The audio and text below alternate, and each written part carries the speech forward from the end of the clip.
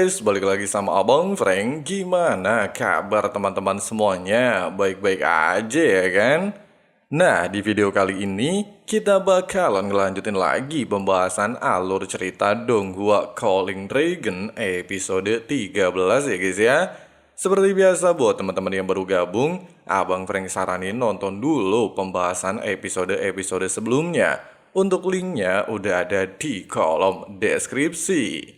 Oke lah guys, nggak usah kebanyakan drama lagi di awal video. Langsung aja simetriskan posisi rebahan kalian. Inilah waktunya kita baku hantam.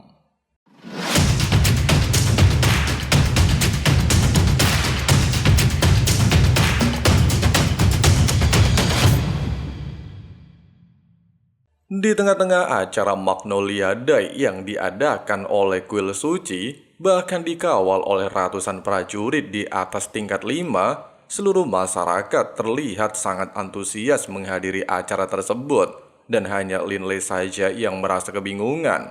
Bahkan bersama dengan hal itu, muncul sosok tetua kuil suci sebagai pemimpin dari acara suci Magnolia Day. Sosok yang dikatakan paling dihormati oleh seluruh pengikutnya, yang katanya membawa pesan dari para dewa.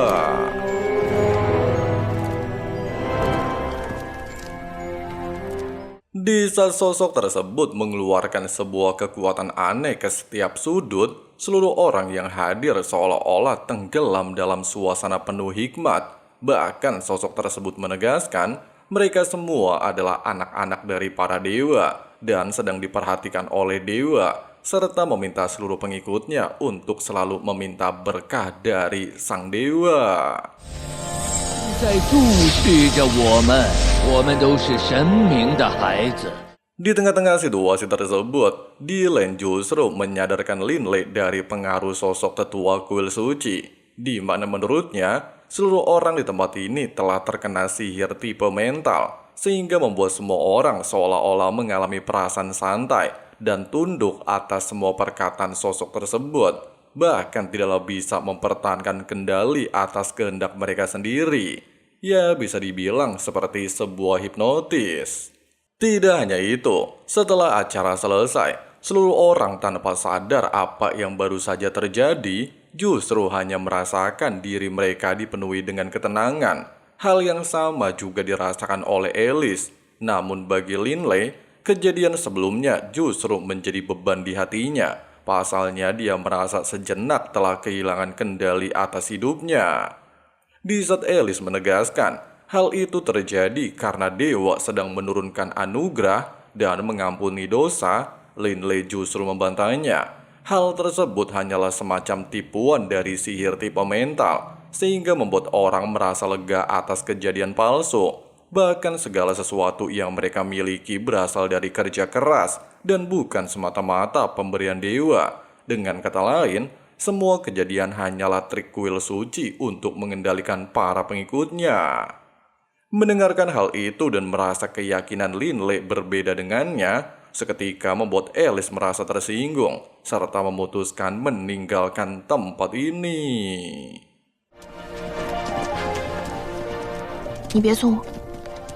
Keesokan harinya, ketika Lin Lei merasa bingung ketiga ukiran batunya bisa terjual dengan harga mahal, ketua galeri Prol justru menegaskan kalau dia menggunakan sedikit trik memanfaatkan identitas Lin Lei sebagai ahli sihir jenius dari Akademi Ers, sehingga bisa menaikkan popularitas dan harga jual ukirannya. Bersama dengan hal itu dan tanpa sengaja melihat sebuah ukiran monster yang seolah-olah memiliki jiwa, sempat membuat Lin Lei terkejut. Sementara ketua galeri menegaskan, ukiran tersebut dibuat oleh seorang master, serta dipinjam dari galeri O'Brien untuk sengaja dipamerkan di tempat ini. Meskipun hal tersebut terlihat mengesankan, namun bagi Delin, ukiran itu tidak ada artinya daripada aliran padatar yang telah dilatih oleh Lin Lei. Bahkan jika mencapai level tertinggi, Lin Lei tidaklah mungkin kalah dari aliran ukir lainnya. Beberapa saat kemudian, ketika Lin Lei ingin meminta maaf atas kejadian sebelumnya, Alice ternyata sudahlah tidak mempermasalahkannya, bahkan meminta Lin Lei untuk melupakannya. dia hanyalah ingin bersama dengan Linley tanpa memandang perbedaan. 的确不会明白我对主的那份依赖，而你那么优秀独立，我是一个很缺乏安全感的人。对不起，上次我 Keesokan harinya, di saat Linley merasa murung merasakan sikap Alice seolah-olah berubah dingin, Dylan mengatakan hal itu kemungkinan karena hubungan jarak jauh yang selama ini mereka alami, sehingga sulit bagi Alice untuk melampiaskan rasa rindu dan membuat hubungan mereka menjadi renggang.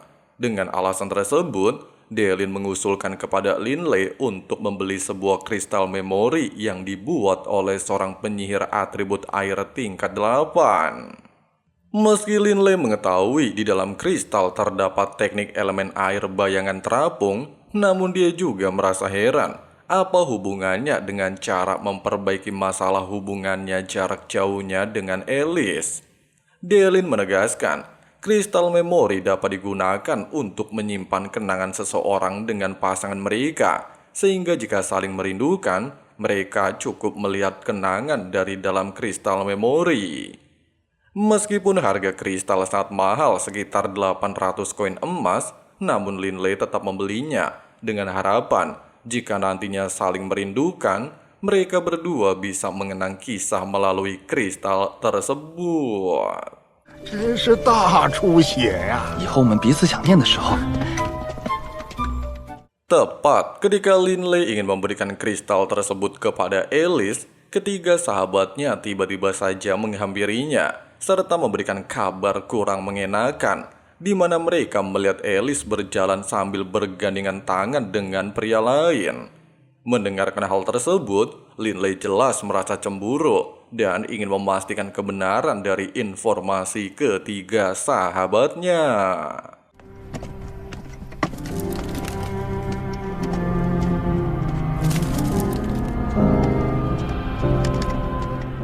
Nah, ternyata sosok laki-laki yang dibicarakan ketiga sahabatnya adalah Callan alias Tuan Muda Clan Depths. Tidak hanya itu, ayah Alice juga mempertegas dan meminta Linley untuk tidak lagi mendekati putrinya dengan alasan Alice tidaklah cocok dengan Linley. Bahkan diketahui beberapa bulan yang lalu keluarganya mengalami masalah dan berkat bantuan Callan yang memberikan dana ribuan koin emas, dia dan Alice bisa keluar dari masalah tersebut. Sedangkan Linley tidaklah berbuat apapun. 俩不合适，以后你不要来找我们家艾丽。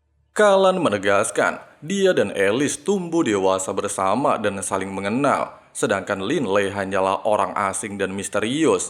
Bahkan dikarenakan klan Barut setelah bangkrut, Linley tidaklah mungkin bisa memenuhi keinginan Alice, serta tidak mungkin bisa hidup di dunia yang sama seperti impian Alice selama ini. Pada awalnya, Linley tidaklah mau percaya ucapan tersebut dan ingin mendengar jawaban langsung dari kekasihnya. Namun siapa sangka, Alice justru memberikan jawaban dengan kata maaf, sehingga seluruh kejadian tersebut langsung dianggap benar oleh Linley, di mana Alice lebih memilih bersama dengan Callan meskipun hal itu terjadi karena paksaan dari bapaknya.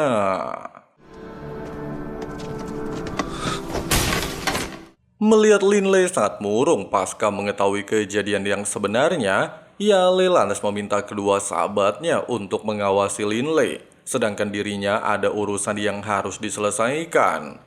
Singkatnya, di bawah pengawasan kedua sahabatnya, Linley kembali mengingat semua kenangannya dari pertama kali bertemu dengan Alice sampai menjadi kekasihnya. Bahkan dengan rasa sakit hati luar biasa menyakitkan, Linley lantas melampiaskan emosinya pada sebuah batu dan berniat untuk mengukir wajah Alice. Di sisi lain, Callan segera membawa Alice menemui ayahnya. Bahkan berkat kebijaksanaan ayahnya, dia mendapatkan restu untuk segera menikahi Alice. 既然你喜欢，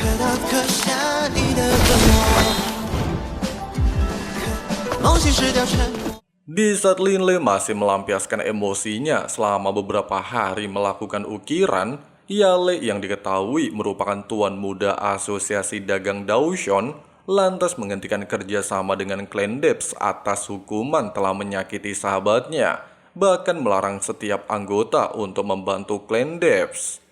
Tidak membutuhkan waktu lama, klan Depths mendapatkan kabar pemutusan hubungan tanpa alasan dari Asosiasi Dagang Daoshan, sehingga membuat ketua klan panik dan mencoba untuk mencari solusi.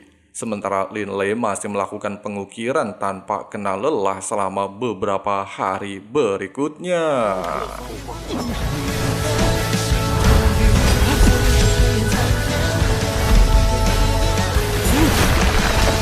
看清楚，看看还有没有挽回的机会。 Setelah 10 hari berlalu, kekuatan Lin Lei benar-benar meningkat drastis. Selain menjadi pengukir tingkat master aliran pahat datar, kekuatan spiritualnya juga melonjak drastis dan menjadi penyihir tingkat 7.